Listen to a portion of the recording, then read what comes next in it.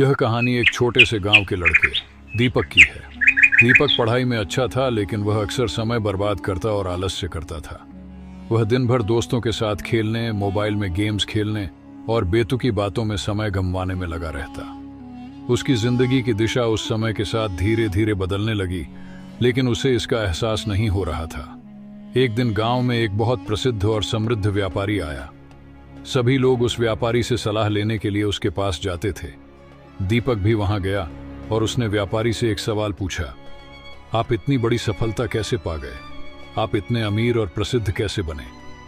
व्यापारी हंसते हुए दीपक से बोले, सफलता का राज बहुत साधारण है बेटा। यह उस समय में छिपा है जो तुम बर्बाद करते हो। दीपक ने थोड़ी उलझन के साथ पूछा, समय?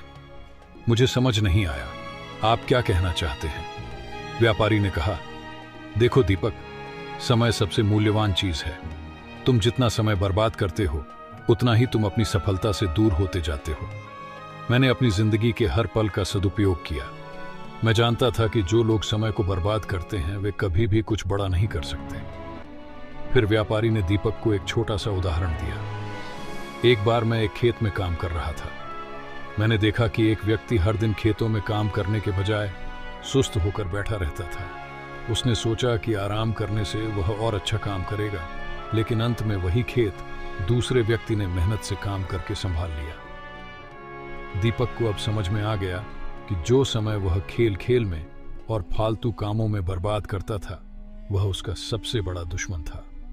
दीपक ने व्यापारी की सलाह को अपने दिल में बैठा लिया और उसने अपनी दिनचर्या में बदलाव करना शुरू किया। धीरे धीरे उसने अपनी पढ़ाई पर ध्यान देना शुरू किया और समय का सही उपयोग किया। कुछ महीनों में दीपक ने अपनी मेहनत का फल पाया और उसका नाम गांव में फैलने लगा। वह अब केवल अच्छे अंकों से ही नहीं, बल्कि एक अच्छे इंसान के रूप में भी प्रसिद्ध हुआ।